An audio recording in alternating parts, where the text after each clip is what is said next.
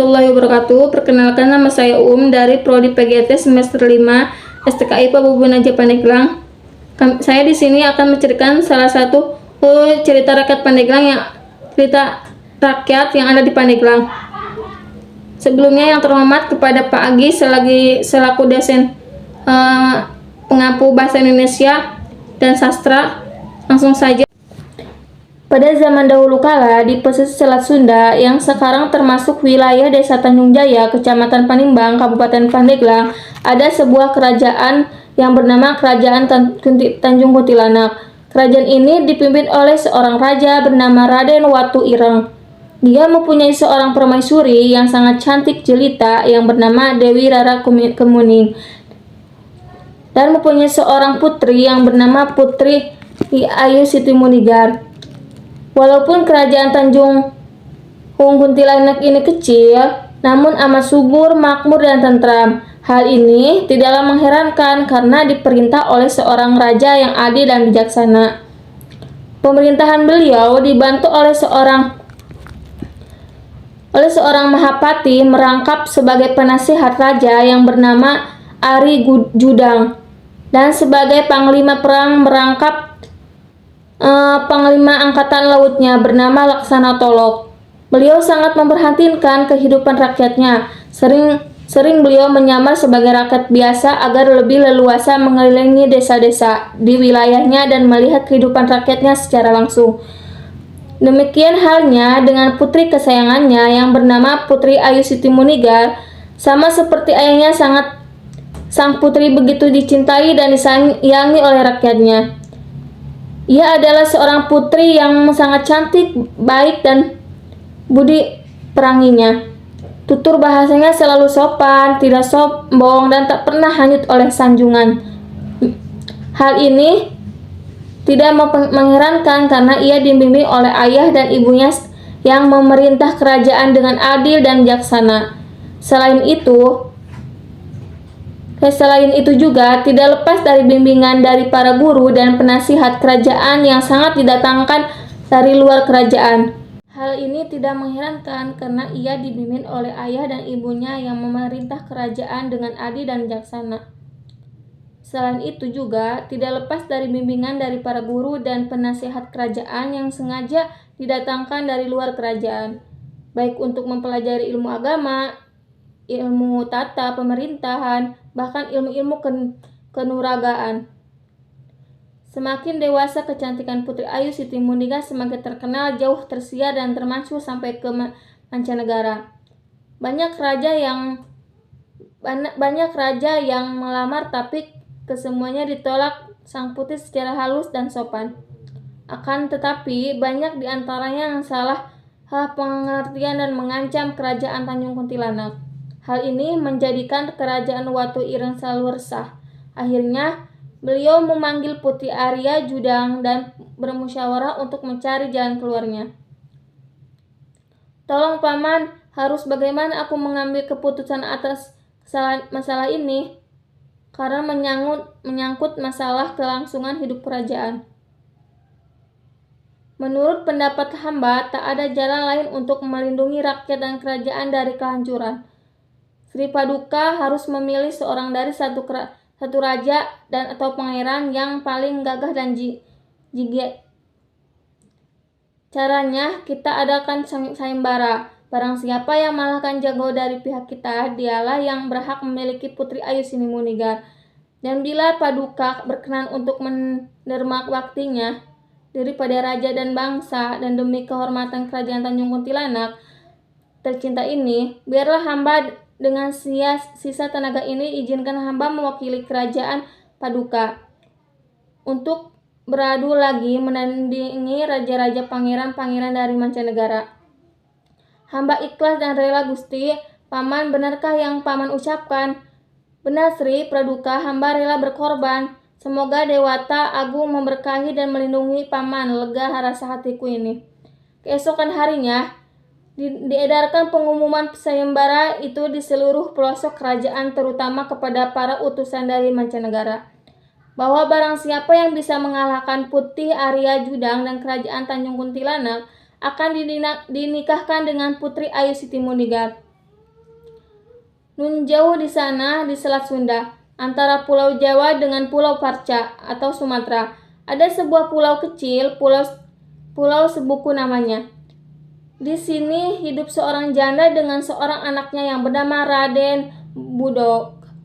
Konon kabarnya janda ini merupakan penjelmaan seorang bidadari dari Kayangan Swargaloka yang terkena supaya dewa karena kesalahannya ia diturunkan ke Mercapada sebagai manusia biasa. Namun besok atau lusa apabila Raden Budok sudah menikah dan menjadi raja selama 40 tahun Supata itu akan habis dan mereka bisa Atas petunjuk dan ilapat yang didapat, Raden Budok berjalan ke arah matahari yang terbenam. Akhirnya tibalah di kerajaan Tanjung Kuntilanak. Di sana suasana sangat ramai. Maklumlah kerajaan sedang mengadakan sayembara adu jago untuk memperebutkan putri kerajaan yang bernama Putri Ayu Sinumundigar.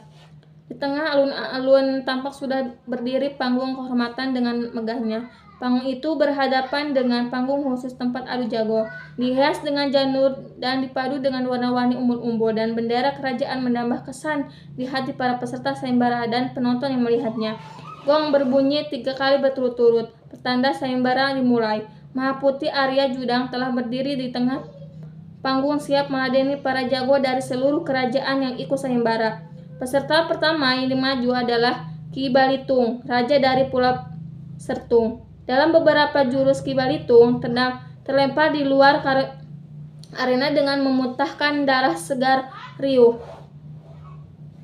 Rendah penonton menyambut kemenangan patih kesayangannya. Peserta berikutnya Pangeran Sumur Manuk dari Pulau Haliwungan. Pangeran ini pun sama seperti peserta pertama. Dalam waktu yang tidak terlalu lama, badan hanya terlempar di luar area. Demikian pula dengan peserta-peserta berikutnya. Nasibnya serupa seperti peserta sebelumnya. Akhirnya habislah seluruh peserta sayembara. Sayembara ditutup, masuklah seorang pemuda yang berparas tampan bagaikan betara kepaja yang jagat. Suralaya, dengan hormatnya ia menghadapkan Sri Baginda memohon izin mengikuti sayembara. Siapa namamu, anak muda? Ampun 1000 ampun Baginda. Nama hamba Raden Budok berasal dari Padepokan Sesir Desa Besi. Kalau boleh diizinkan, hamba ingin mengikuti sayembara ini. Sri Baginda merasa simpatik dan tertarik pada tata cara dan ketampanan Raden Budok. Terlebih putri mahkota Putri Ayu Sinumundigar, hatinya berbunga-bunga dan niat sering mencuri pandang. Atas seizin raja, akhirnya sayembara adu jago dilanjutkan kembali. Hal ini bertarung Patih Arya Judong melawan Raden Budok. Jurus demi jurus lebih berlalu, keduanya berimbang, tak ada yang kalah dan tak ada yang menang. Penonton riuh rendah memberikan semangat kepada jagonya masing-masing. Pada jurus yang ke-51, Raden Budok mengeluarkan jurus adanya warisan sesi Desa Besi, dan dampaknya Patih Arya Udang terlempar keluar area. Riuh rendah penonton meledak menyambut kemenangan Raden Budok. Begitu pula dengan Putri Ayu Sinumundigar tampak gembira menyambut kemenangan Raden Budok. Sesuai dengan kesepakatan, maka pemenang sayembara berhak mempersunting Putri Mahkota Sinumundigar. Betapa gembiranya Raden Budok atas putusan raja untuk mengangkat sebagai penantu. Tak terkecuali Putri Ayu Sinumundigar tampak sangat senang hatinya. Tak bisa dilukiskan dengan kata-kata, bagaikan memburu emas dan berlian. Pada hari yang telah ditentukan, perkawinan Raden Budok dan Putri Ayu Sinumundigar sekaligus penobatan sang putri sebagai ratu menggantikan ayahnya, Raden Watu Ireng dilaksanakan. Semua rakyat Tanjung Kuntilanak dengan sukarela memberikan berbagai sumbangan. Ada yang memberi ternak seperti kerbau, kambing, itik, ayam baik dan lain-lain. Ada juga yang memberikan beras, ikan laut dan sayur-sayuran. Keraton dan Kaputaran dihiasi dengan beragam janur dan dedaunan. Semua jenis kesenian yang ada di wilayah kerajaan Tanjung Kuntilanak diundang dan ditampilkan untuk memeriahkan pesta perkawinan, seperti kandang penca, calu, angklung, suling, kerinding, tak ketinggian, donglang, reog, rengkong, dan ubrug. Pada hari ke-14 hari bulan purnama, dengan izin Yang Maha Kuasa, dengan resmi Pada hari ke-14 hari bulan purnama, dengan izin yang Maha Agung, dengan resmi kunikahkan putriku Timuniga sebagai putri mahkota kepada Raden Budok dari pendapokan Sasi Besa-Besi. Semoga Yang Widi merestui dengan memberkati.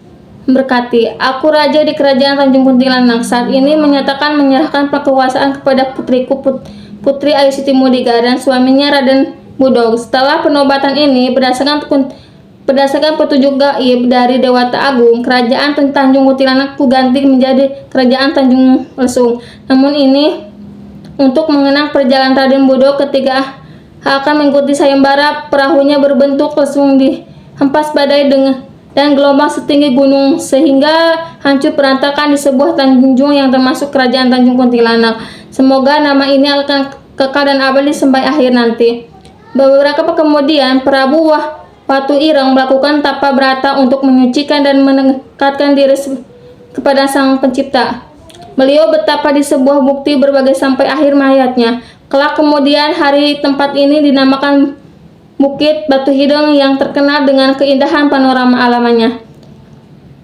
Semenjak Putri Ayu Siti Mudiga dinobatkan sebagai ratu, kerajaan Tanjung Lesung maju dengan pesatnya. Boleh dikatakan sebagai mencapai zaman kemasan. Para petani semakin makmur, banyak dibuka sawah dan ladang baru untuk meningkatkan kesejahteraan rakyatnya. Perdagangan meningkatkan, menghasilkan nelayan dan melimpah ruah. Di bidang pendidikan pun maju pesat.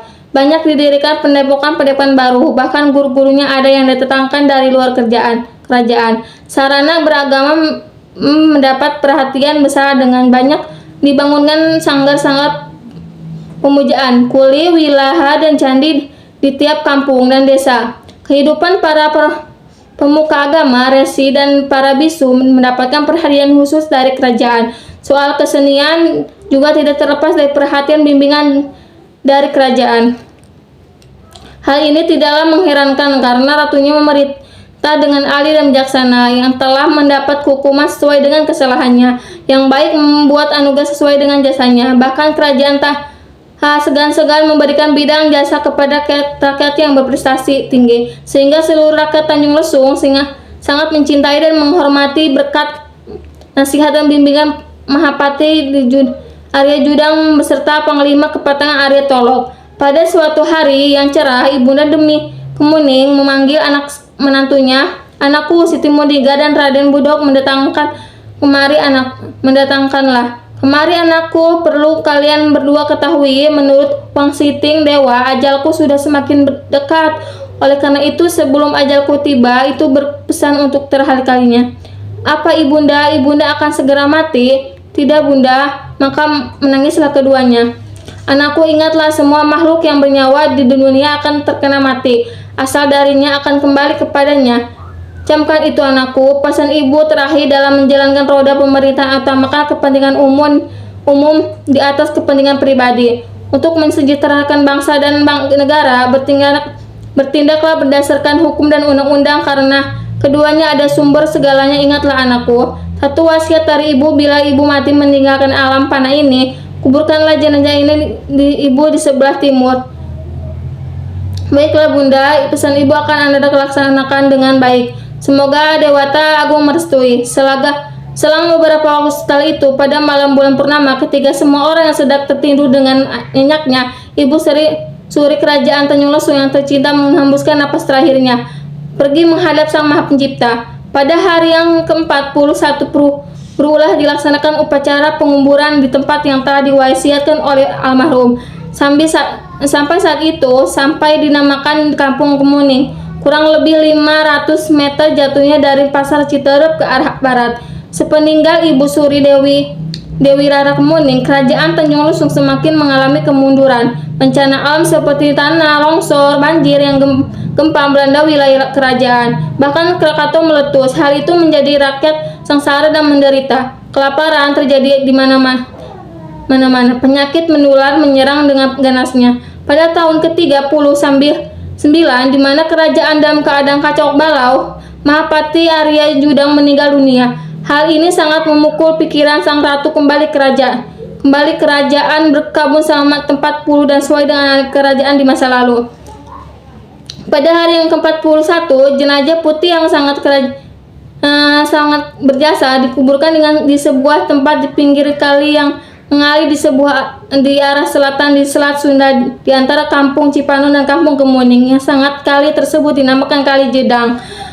Sudah jatuh tertimpa terengah pada hari yang sangat naas terjadi peristiwa yang mengucapkan kerajaan. Penyakit menular menyerang dan ganasnya dan banyak merenggut jiwa. Pagi terkena, sore meninggal. Sore terkena, malam meninggal. Pada malam hari Jumat Kliwon, Putri Ayu Siti Munigar didampingi suaminya Raden Budok memasuki kamar pemujaan. Beliau segera bersemedi dan memohon untuk Yang Hayang Agung. Beliau memusatkan pikirannya dengan dahsyat sambil memastikan pancadrianya Pancadrimadria angan-angan. Pada malam ketujuh, Somedi datanglah seorang tangkatinggalan suara goib. Cucuku, permohonanmu sudah kudengar dan diterima para dewa. Tapi ingatlah cucuku, setelah kalian menjadi suami istri dan menjadi raja selama 40 tahun, engkau kedua akan kembali menjadi dewa dewi dan harus kembali ke Dewa Tan Suralaya. Kerajaan ini akan menjadi hutan belantara yang sangat angker karena banyak arwah penasehat telah diterima oleh dewa sebagai hukuman karena keingkarannya. Oleh karena itu, cucuku kepada seluruh rakyat kerajaan yang masih setia perintahnya segera mengungsi karena kerajaan akan segera dilanda air bah penggelombang setinggi sungai dan meluap mengalirkan bah yang sangat deras. Keesokan harinya Ratu segera memerintahkan Raka Tanjung Lesung yang masih setia mencari tempat ketinggian yang takkan tercapai air bah dan menggelombang. Pasang rakyat yang setia mengungsi dari kampung halamannya menuju daratan tinggi Gunung Rompang dan Gunung Walang. Di sana mereka mendirikan rumah-rumah sederhana. Akhirnya berdirilah beberapa umbulan kampung kecil yang sangat menjadi umbul muncang, umbul kenyerek, umbul cimahpa, dan umbul kecil lainnya. Pada malam terakhir dan pada tahun ke-40 masa pemerintah Putri Ayu Siti Munigar dan Raden Budok, datanglah musibah yang telah dijanjikan oleh para dewa. Badai mengamuk dengan ganasnya, gelombang laut sebagai gunung melanda daratan, sungai-sungai meluap menimbulkan banjir dengan sangat deras. Jerit tangis minta tolong terdengar di mana-mana. Tak seorang pun mampu menyelamatkan diri. Semua tenggelam dan terkecuali panglima perang Tarya Tolok. Beliau hanyut ke laut dan berubah menjadi seekor ikan hiu atau cucut yang sangat besar. Konon cucut itu sering ditemukan para nelayan dan tak pernah mengganggu selama ia tak ganggu nelayan. Ketika badai dan gelombang melanda, Putri Ayu Siti Munigar dan Raden Budok dijemput pada Hadewa kembali ke Suralaya. Semenjak itu, kerajaan Tanjung Lesung yang terkenal panjang ampunjang, gemuh ripul, jinawi musnah, hanya tempat sia-sia meningkatkan yakin menjadi saksi bahwa kerajaan Tanjung Lesung pernah ada. Cukup sekian dari saya, kurang lebihnya mohon maaf. Wassalamualaikum warahmatullahi wabarakatuh.